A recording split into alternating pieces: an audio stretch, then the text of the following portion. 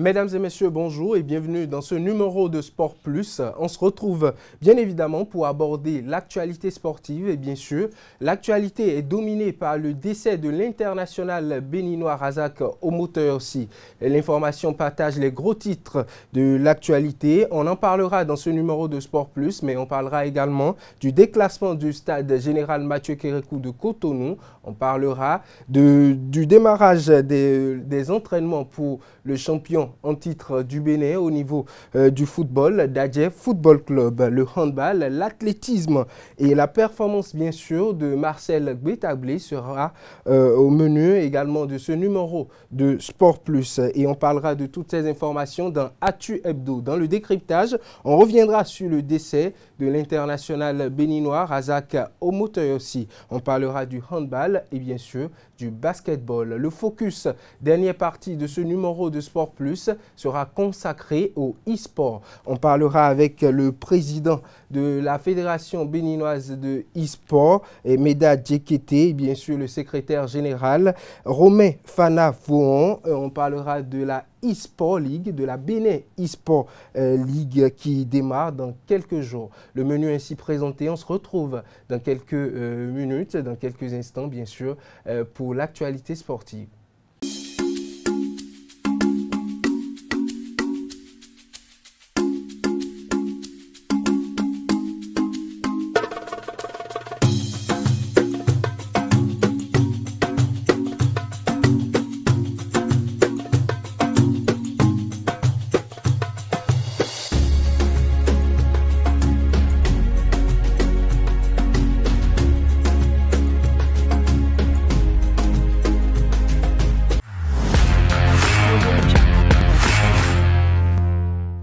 Actu Hebdo à présent, je le disais à l'entame, le décès le mardi 19 août 2025 au Nigeria de l'international béninois Razak Omotoyossi a été un choc pour le public sportif béninois et bien au-delà du Bénin. Âgé de 39 ans, celui qu'on surnomme Homo Gol a été révélé par le club de la jeunesse sportive de Pobé au Bénin avant de faire parler de son talent un peu partout dans le monde. Celui qu'on appelle également le taureau de Pobé a été un os dans la gorge de la défense, des défenses notamment des équipes adverses qui se trouvent souvent en face de l'équipe béninoise. Ancien meilleur buteur de l'équipe nationale du Bénin, Razak Omotoyossi, avec notamment les écureuils actuel Guépard du Bénin, a fait parler de lui surtout lors de la Coupe d'Afrique des Nations Juniors 2005 et de la Coupe du Monde Junior de la même année. Quelques heures après son décès, la fêtière du football au Bénin est montée au créneau à travers un communiqué signé de son secrétaire général Claude Paki, la Fédération béninoise de football, avec à sa tête le président Mathurin Deschacus, a présenté ses condoléances à la famille éploré.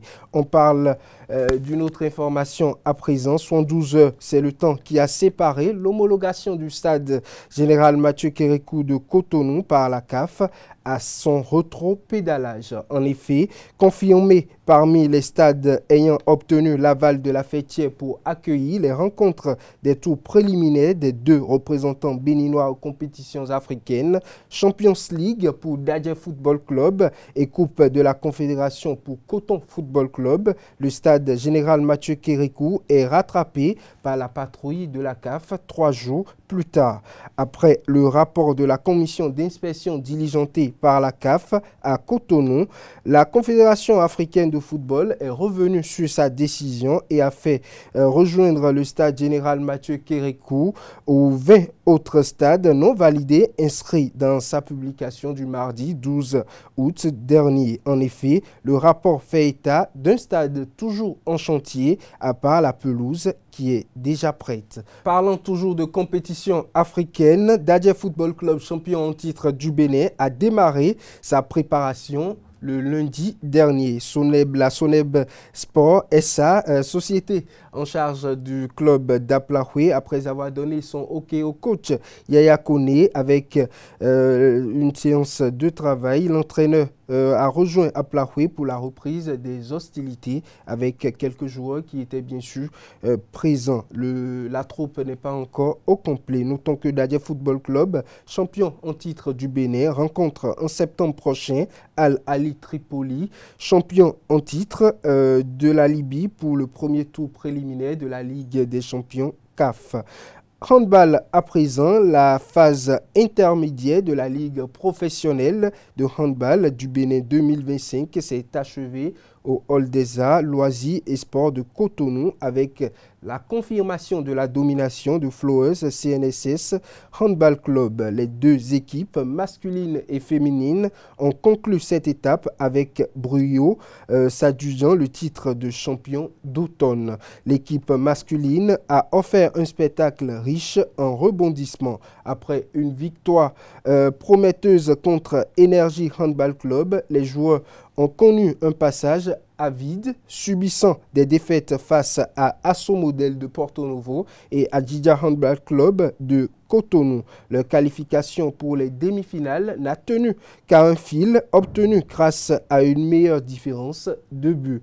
Revigorés par le soutien de leur président Charles Toko et de leur partenaire officiel, la CNSS Sport SA, les joueurs ont affiché une détermination sans faille. En demi-finale, ils ont livré un match épique face à l'Aspac Handball Club, ne s'imposant qu'après les prolongations. En finale, ils ont retrouvé leurs rivaux d'Adjidja Handball Club de Cotonou pour une revanche haletante, remportant le match sur le score de 26-25 et scellant ainsi la place de leader. À l'inverse des hommes, l'équipe féminine a survolé la compétition. Les championnes en titre ont déroulé un jeu impeccable, enregistrant 5 victoires en 5 matchs, avec un total de 163 buts marqués contre 98 encaissés. Elles ont terminé en tête du classement avec un total de 10 points, laissant le dauphin très loin derrière,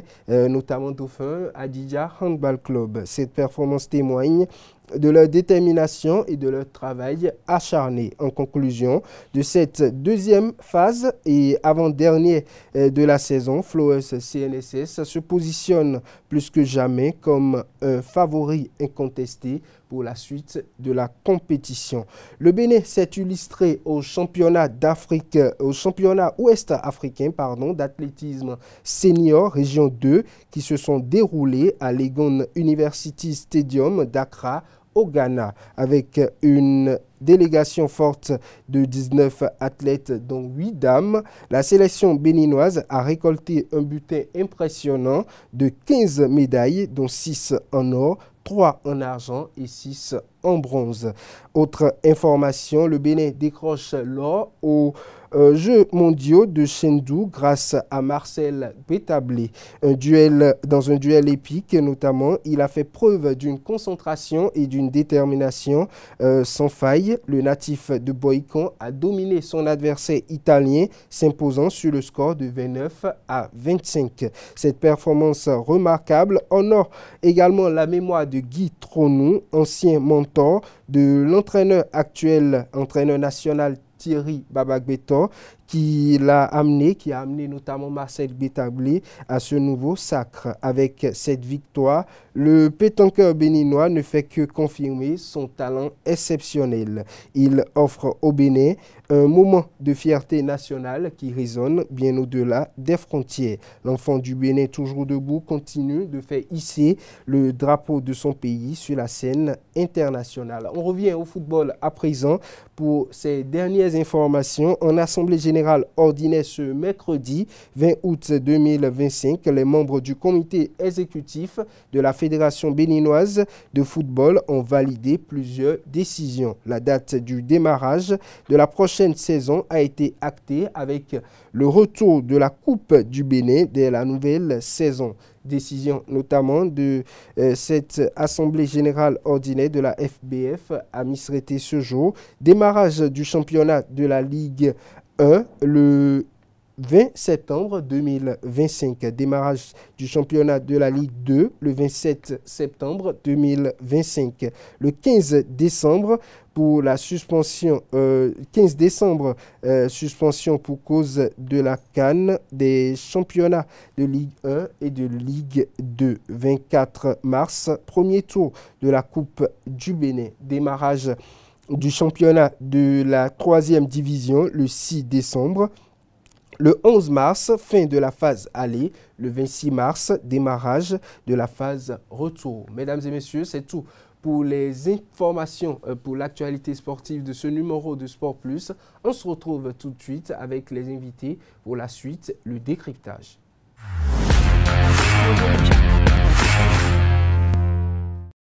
Retour plateau à présent, on se retrouve pour le décryptage. Je suis avec deux invités, un habitué de ce plateau et un autre qui n'est pas habitué. Et l'habitué, c'est bien sûr Alessandre Vincent. Bonjour à vous, Alessandre. Bonjour Anaël et bonjour aux amis internautes de Zaï TV. Alors, en face de vous, un nouveau sur ce plateau. Il s'agit de Fernando Hunkwe, vice-président de la Fédération béninoise de e-sport. Bonjour à vous, Fernando. Bonjour Anaël, bonjour à nos téléspectateurs. Merci à vous. Première information dont on parle sur ce plateau, c'est bien sûr le décès de l'international béninois Razak Omotorossi, Alessandre Vincent, Razak Omotorossi. Quand on évoque ce nom, ça vous rappelle bien de souvenirs?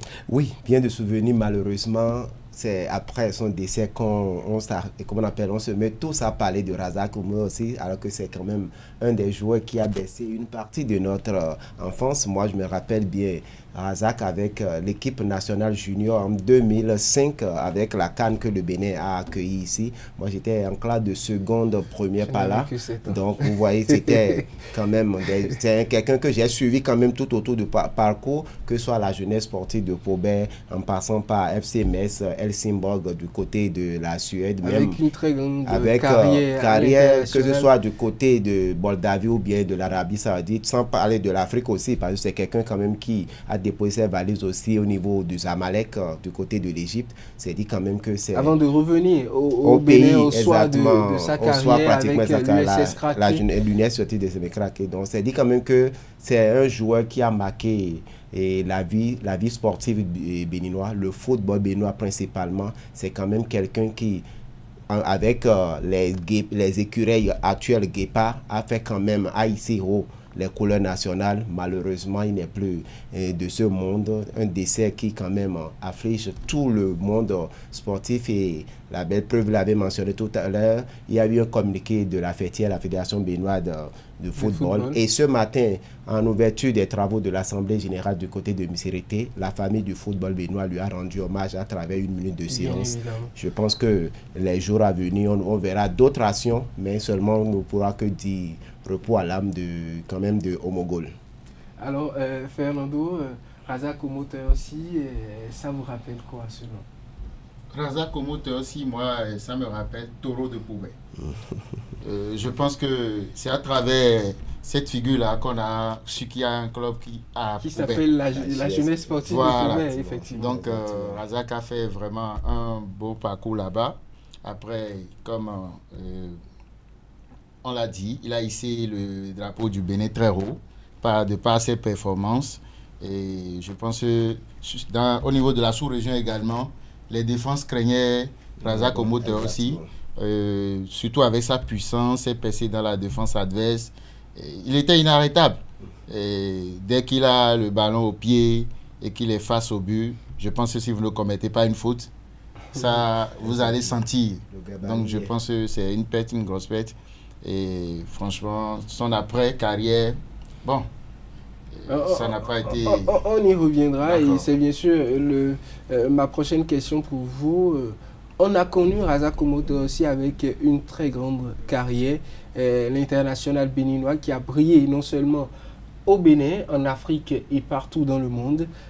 Incontesté, Razak, son talent est pur et parfait presque, mais on retrouve un certain Razak Omotorossi au soir de sa carrière dans une certaine difficulté, non seulement sur le plan sanitaire par moment, et sur le plan financier, Razak qui est complètement tombé, ça interpelle sur l'après-carrière de ces internationaux-là. Qu'est-ce qui pourrait justifier ces difficultés au soir d'une si grande carrière? Ben, vous savez, la vie, elle est faite de haut et de bas. Elle est faite de haut et bas. Et moi, pour votre question, je préfère prendre juste votre suite. C'est quoi l'après-carrière de nos joueurs? C'est ça, toute la question se résume là. Durant votre parcours, c'est en ce moment, tout le monde est là pour appeler votre nom. Mais dès que vous raccrochez, vous êtes livré un peu à vous-même. Aujourd'hui, on a vu certains joueurs qui arrivent à se reconvertir, qui deviennent des consultants, certains deviennent des entraîneurs. Mais pour une certaine génération en arrière, beaucoup ont raté leur après-carrière. Malheureusement, on a vu ce qui s'est passé du côté de Razak. Nous avons vu la situation, surtout l'incendie qui a eu dans sa maison. On a vu l'appel qu'il a lancé. Moi, quand j'ai vu la vidéo, j'avoue sincèrement que je n'avais pas d'autres explications. Je n'avais pas d'explication pour simplement dépasser. Pour quand même un joueur qui a fait quand même ce haut niveau, on a cité Razak, c'est pratiquement 15 clubs. Hein. Razak, c'est quand même un véritable pigeon voyageur. Les gros carrières de l'époque, les grosses signatures de l'époque. Je vais même pas voir les grosses signatures. Je vais parler surtout d'un peu du parcours qu'il a eu. Il est allé un peu partout. On a cité la plupart des clubs. On a vu quand même que c'est fait partie des meilleurs buteurs également de l'équipe nationale. Le retrouver dans cette situation et au soir de sa vie et après sa carrière, moi je pense que c'est un peu malheureux. Et ça doit interpeller surtout nos athlètes. En activité, il ne faut pas se contenter simplement du présent là. Il faut forcément commencer par faire une projection. Et c'est en cela, la dernière fois, il y a eu une formation avec la reconversion. Et que ça devient une préoccupation pour nos athlètes. Il ne suffit pas simplement de se contenter aujourd'hui d'être porté et d'être appelé meilleur joueur, ceci, mais au même moment, il faut que les gens commencent par pouvoir penser à leur après-carrière. J'ai plutôt voulu aborder le sujet sur cet angle parce que je me dis, un mort, il vaut mieux simplement lui rendre hommage que de chercher à fouiller un peu dans ce qui a fait truc là. Gardons l'image de Razak qui quand même a rehaussé, vraiment, qui a permis au football béninois d'atteindre un bon niveau. Je préfère garder l'image de Razak. Aujourd'hui, Fernando, l'après-carrière des joueurs, est-ce que cette situation, la fin de Razak Omoto aussi n'interpelle pas sur la gestion des ressources au niveau des athlètes pendant qu'ils sont encore en activité? Bon, je pense que c'est une perspective qu'il faut mettre en exergue. Parce que l'après-carrière, c'est très délicat. Ça peut vous frapper à tout moment. À tout moment. Blessure, c'est pas une concurrence rude. Et vous êtes surpris de vous voir en train de dégringoler. La manne financière que vous avez avant, vous n'avez plus. Parce que bon, vous avez perdu des contrats et tout. Donc je pense que ça doit vraiment interpeller la jeunesse, les athlètes actuels, pour une bonne préparation. Et nous sommes dans un écosystème qui n'est pas vraiment encore ce que ça doit être, mais quand même dans cet écosystème, on doit penser à vraiment préparer l'après-carrière.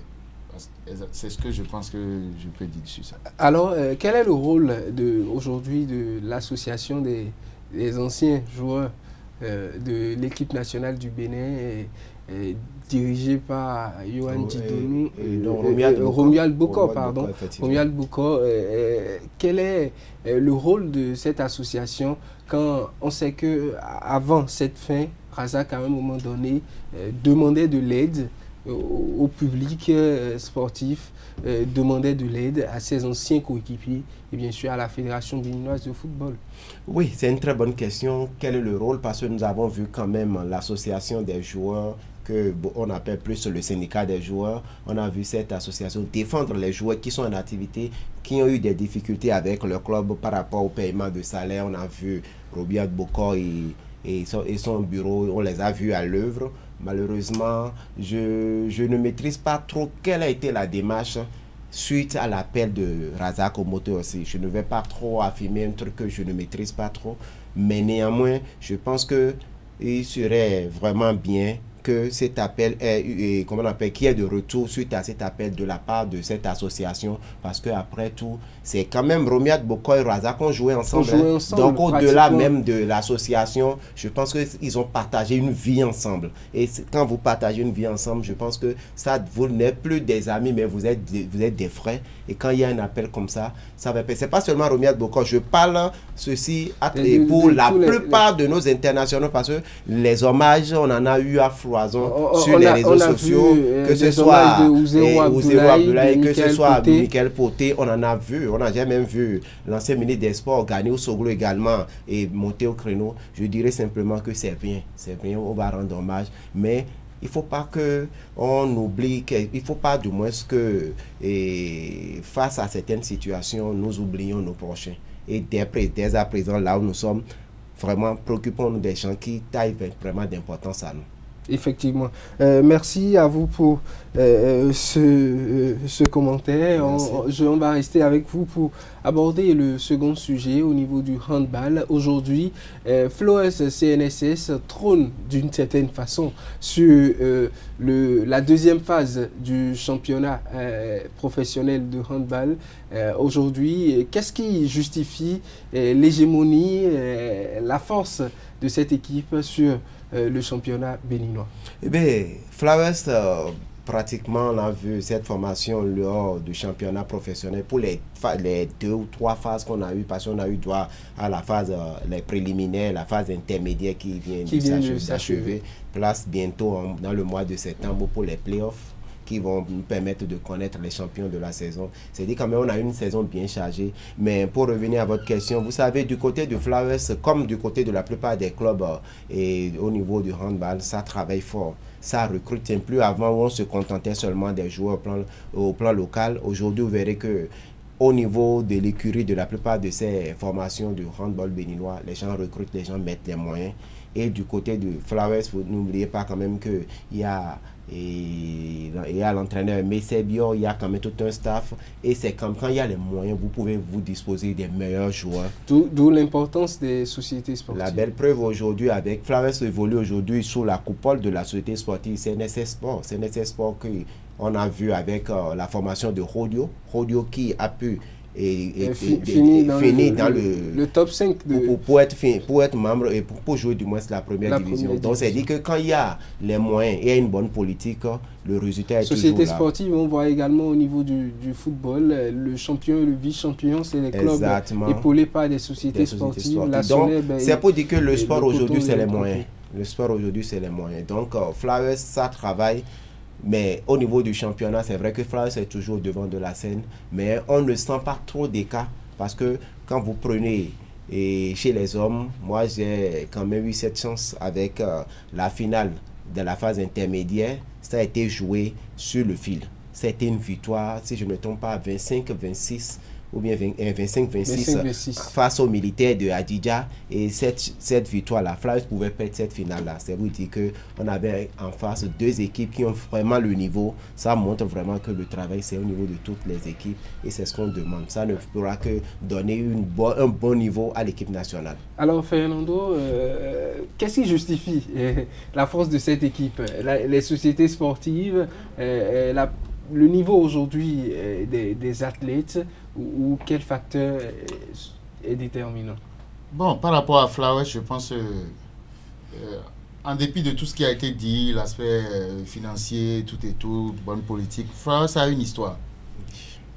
Flowers fait partie de ces clubs au niveau du handball qui a une histoire, une bonne palmarès. Donc, ils sont en train de défendre, confirmer toujours. Et comme on le dit, si vous êtes au sommet, si vous ne vous bataillez pas dur, les gens vont vous renverser, ils cherchent à vous renverser. Donc, aujourd'hui, on voit la montée des clubs comme Adidja, exactement. Et je rebondis en même temps sur ça pour dire que s'il y a la concurrence aujourd'hui et que Flowers est vraiment titillé, c'est surtout à cause des sociétés sportives qui injectent de l'argent au niveau d'autres clubs également pour pouvoir faire les recrutements qu'il faut. Et comme on l'a dit, ce sont des recrutements pas seulement au Bénin, mais sur le plan africain, on importe des joueurs d'autres clubs pour venir rehausser le niveau de notre championnat. Je pense que c'est un truc très important. Alessandre Messan, est-ce qu'aujourd'hui, quand on regarde au niveau du handball, on se retrouve avec les clubs qui jouent généralement l'élite, c'est des clubs avec des sociétés sportives. Adidja, qui est les militaires du côté d'énergie, c'est la société béninoise d'énergie électrique. On retrouve les clubs comme ASPAC, le port, Flowers, CNSS. Et on regarde, quand on regarde de l'autre côté, dans le milieu du football, on voit que beaucoup de clubs qui performent, c'est des clubs avec des sociétés sportives. Est-ce qu'il faut arriver au niveau aujourd'hui ou en première division ou dans l'élite, on ne doit y avoir que des clubs soutenus par des sociétés sportives pour que le niveau du championnat puisse être plus élevé, que le niveau des athlètes puisse s'élever davantage? Non, mais vous mettez l'accent sur l'aspect sponsoring. C'est vrai que ce n'est pas trop développé chez nous. Certaines de nos sociétés ne trouvent pas trop les raisons pour aller épauler un club, mettre de l'argent. Malheureusement, ça, c'est très important. Et c'est en cela, quand le gouvernement a mis en place la TDS, taxe sur le développement du sport, qui permet quand même aux sociétés de pouvoir reverser les 1 pour 1000 de leur chiffre d'affaires pour financer l'activité sportive, ça a ramené certaines sociétés vers le sport. Je pense qu'on doit pouvoir encourager d'autres à rejoindre vraiment le monde du sport.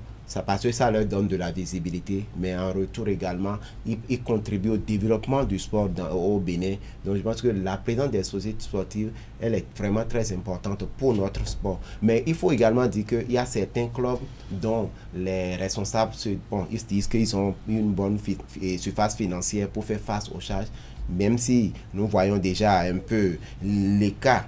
Quand on prend un peu les statistiques, le traitement des joueurs, les difficultés des clubs également, on en a vu lors de la saison quand on ouvre la brèche pour regarder du côté du football, on en a vu. C'est dit quand même qu'il faut des moyens.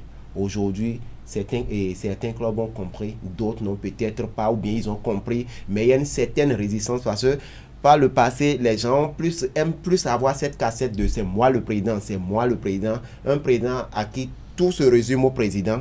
Et quand le président est en difficulté, c'est sur toute l'année. Tout le monde est en difficulté. On est habitué. C'est peut-être avec l'avènement. On en a vu pendant la saison. On en a vu pendant la saison. Non, n'ayons pas peur de dire on a vu du côté des requins de l'Atlantique. On a vu la difficulté. Le président est en difficulté. On a vu tout ce que le club a traversé durant toute la saison. Et on en a vu d'autres clubs également. Certains requins qui, déjà à un certain moment du championnat, ambitionnaient prendre la tête même du championnat, juste après les difficultés de non, c'est dit aujourd'hui qu'il faut vraiment les moyens, c'est les moyens, et peut-être que les clubs qui essaient de résister avec le temps, eux-mêmes ils vont rentrer dans les rangs, parce que si vous ne rentrez pas dans les rangs, si vous n'arrivez pas à avoir les moyens, ben la relégation est là, et aujourd'hui maintenant avec le nouveau format, quand je prends le football, vous n'avez plus le choix. On n'a plus un championnat à 36 clubs. On a un championnat où on a la Ligue 1, la Ligue 2. Si vous ne trouvez pas les moyens pour avoir les bons joueurs, vous allez être relégué en division inférieure. Donc, je pense que les clubs vont rentrer dans leur... Aujourd'hui, Fernando, on est à la fin de la deuxième phase du championnat au niveau du handball. Aujourd'hui, quand vous regardez ce qui est fait du handball béninois depuis l'arrivée, bien sûr, du président Sidikou, quelle est votre appréciation? Moi, je pense que je lui tiens un coup de chapeau parce que le championnat est organisé régulièrement, ça draine du monde et franchement, on ne peut que souhaiter mieux pour le championnat. À ce championnat qui s'est retrouvé comme une fédération qui est aujourd'hui, selon les statistiques des organisateurs du ministère, la meilleure fédération sportive. Je pense que la preuve, on a quand même une fédération où le championnat est organisé régulièrement. C'est une fédération où il y a assez de compétition. Nous venons fraîchement de finir avec les clubs de l'élite. Et déjà depuis le lundi passé, du côté de Nati Tengu, il y a les juniors qui ont démarré leur championnat. Et leur championnat, autant pour moi, il y a 6 clubs chez les U20 au niveau des dames et 6 clubs au niveau des U21 chez les juniors garçons. C'est dit quand même que c'est une fédération qui a assez d'activités. Et quand vous arrivez à donner assez de compétitions comme ça, il n'y a pas de souci. Le meilleur, c'est que c'est toujours rendez-vous, le meilleur toujours rendez-vous. Et en cela, il faut vraiment féliciter la fédération que dirige le président. Féliciter la fédération béninoise de handball avec son président. Alessandre Besson, on passe à présent au basketball pour finir. L'actualité au niveau de la phase finale du championnat. Oui. On a vécu quand même une semaine très riche de très bons mouvements, un très bon match, le rebond, les dunks, tout était au rendez-vous du côté de l'IRSP de Ouidah et la semaine passée où l'élite 6 a donné rendez-vous au public sportif parce que le championnat a démarré depuis janvier. Nous avons quand même eu plusieurs phases et à l'issue de ces phases, et les 6 meilleurs au niveau des 2 conférences, parce qu'il faut dire que la saison, ça a été disputé avec la conférence Nord et la conférence Sud, tant chez les dames que chez les hommes. Et nous avons les 6 meilleurs, dont 3 au niveau, 3 par catégorie, par conférence, se sont retrouvés du côté de l'IRSP de Ouidah pour une semaine de championnat. Au terme de une semaine, on a eu simplement le remake de la saison écoulée, c'est-à-dire au niveau des dames, la formation de Énergie Basketball Club est revenue sur le toit du basketball béninois en réalisant un parcours sans faute du côté pour les filles de Énergie Basketball. Du côté de Elan Coton, le champion en titre, Elan qui est quand même champion depuis 3 saisons, Elan a également conservé son titre avec un 4e titre face à la formation du Port autonome de Cotonou. Aspac, qui, il faut rappeler, était en finale, que ce soit chez les hommes que chez les dames. Aspac qui a battu chez les hommes en ouverture des playoffs la formation de Elan Coton, mais en finale, Elan n'a pas du tout laissé n'a rien laissé sur la voie. Boladi et ses coéquipiers, que ce soit Cora Salim, ils ont simplement fait respecter l'hiérarchie face à cette formation d'Aspac avec un 4e titre pour Elan Coton chez les hommes. Merci à vous Alessandre Besson pour ces informations au niveau du basketball. Merci à vous Fernando d'être resté des nôtres. Merci chers amis internautes pour ce moment de décryptage. On se retrouve à présent dans la dernière partie de ce numéro de Sport Plus, dans le Focus où il s'agira essentiellement de e-sport.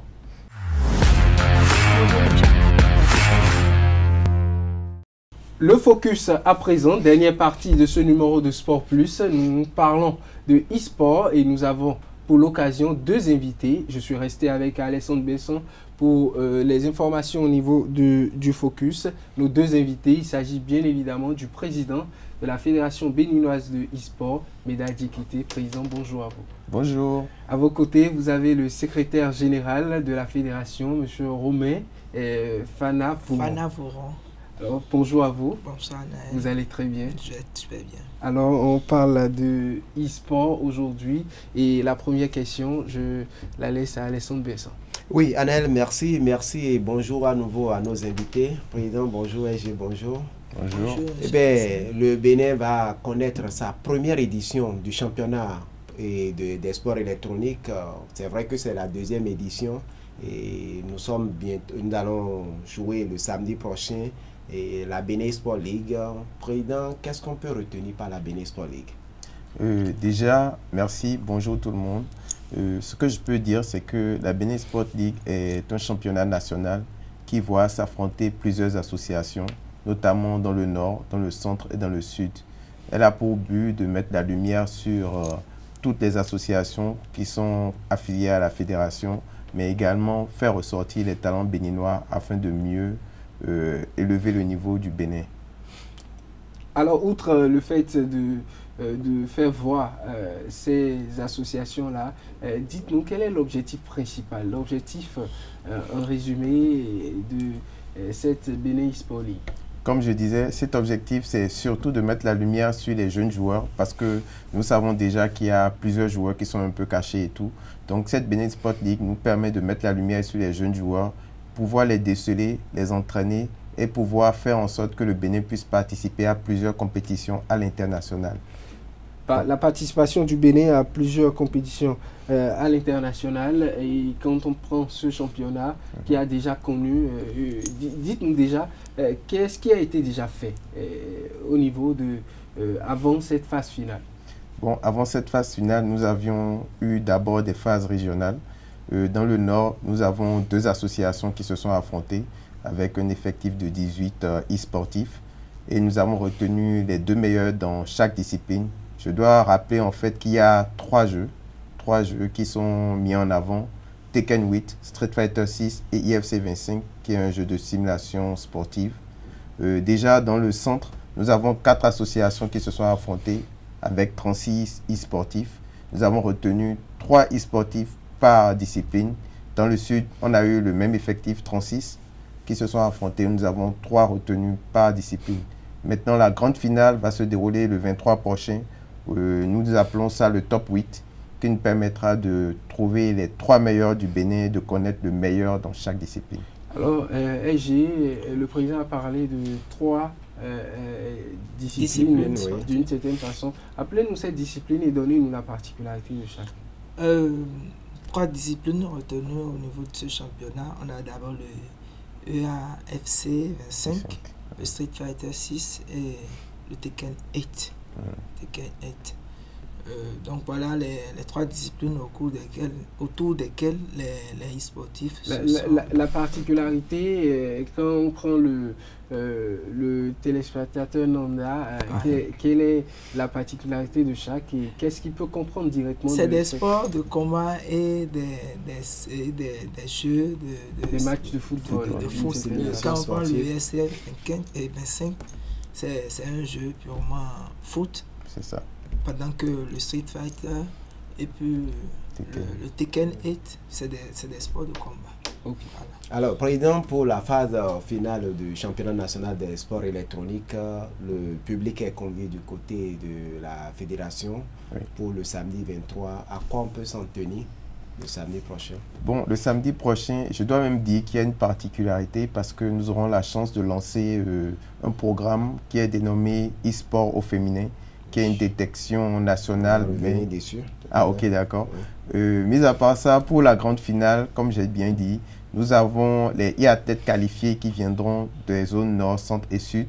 Et ça nous permettra de pouvoir trouver le gagnant qui représentera le Bénin au niveau de Nice, en France, pour l'Evo, qui est le championnat du monde des jeux de combat. Alors, vous avez mis déjà l'accent sur ma prochaine question. Allons-y déjà parce que on sait quand même que l'année dernière, du côté de Concerto pour la première édition du championnat, on a quand même vu les athlètes venus d'un peu partout. On a eu droit quand même à des compétitions en direct et en streaming en direct sur des écrans. Cette année, on va se retrouver du siège de la Fédé, c'est-à-dire toutes les décisions sont prises. Oui. C'est quoi finalement cette année, ce qui est prévu pour quand même les gagnants, les champions, quand on sait que l'année dernière, ils ont eu la chance d'être du côté de Lomé, du côté du Nigeria, mais également d'autres choses. Cette année, qu'est-ce qui est prévu dans la balance en termes de cagnotte pour les champions? Ok. Effectivement. C'est ce qui intéresse plus l'athlète. Ok. Déjà, je dois d'abord présenter mes excuses aux e-athlètes parce que cette année, il n'y aura pas de cash prize de 1 million. Je suis désolé. Mais pour compenser, il y aura des médailles, il y aura des bons de restauration, des bons de parfum, des petits gadgets et également un voyage sur la France pour représenter le pays à Nice. Alors, c'est cette représentation-là, le plus grand challenge, en quelque sorte, être représentant du Bénin pour, en quelque sorte, le championnat du monde des sports de combat. Et déjà, pour les athlètes, quel doit être l'état d'esprit pour ce jour? Parce que quand on parle, on dit qu'il n'y aura plus d'argent, certains peuvent se décourager. Non, mais moi, je crois qu'au-delà du cash prize, qui est du purement numéraire, le voyage, ça symbolise déjà beaucoup parce que le e-sportif en tant qu'athlète non seulement gagnera cette expérience de voyage, mais il y a aussi l'expérience avec les autres qu'il découvre. Voilà, il y a aussi la découverte, assez de partage qu'il pourrait gagner à travers ce voyage. Le aussi. Et si peut-être il travaille, il pourrait également profiter pour s'affirmer en termes de résultats. Donc je pense qu'au-delà du cash prize, c'est aussi énorme ce qui est en jeu pour cette édition. Alors, le e-sport, c'est quand même un domaine où on retrouve les hommes, mais également on retrouve les dames. Et il y a une compétition, surtout pour pouvoir permettre la présence féminine dans le milieu. Il y a, pour le compte de cette phase finale du championnat national, une compétition réservée, une compétition de détection, si je m'en tiens bien au communiqué de la fédération. Parlez-nous-en, président. Ok, donc déjà, il faudrait dire que les femmes dans le milieu sont un peu lésées. Et c'est pour pallier à ce problème que la fédération essaie de mettre en place un programme. C'est un projet sur lequel on a réfléchi, qu'on a appelé le e-sport féminin. L'idée est de mettre en avant les femmes dans le domaine et de créer un circuit compétitif dans le domaine uniquement pour les femmes. Bien entendu, on a des compétitions mixtes, mais on veut mettre l'accent sur les femmes et montrer en fait que... Comme le championnat féminin, c'est ça, le championnat masculin. Tout à fait. Donc, il y a quelque chose qu'il faille que je dise ou bien que je mette l'accent dessus. C'est en fait, nous avons une équipe féminine déjà MLBB qu'on a eu à mettre en place après la détection nationale passée. Et actuellement, le choix du prochain jeu, c'était Tekken 8. J'ai déjà eu à contacter plusieurs autres filles qui essayaient de mettre en avant les jeux dans lesquels elles évoluaient bien, tels que NBA 2K. Là, j'en profite en même temps pour expliquer que ce choix a été fait parce qu'il y a des compétitions sur le plan africain, féminin, sur Tekken 8 et sur le plan international. Donc, c'est pour ça qu'on a pensé mettre en place une équipe nationale féminine. Donc, vous convenez avec moi que ce n'est pas du tout productif d'avoir une équipe nationale dans une discipline qui n'aura pas de compétition, de circuit compétitif.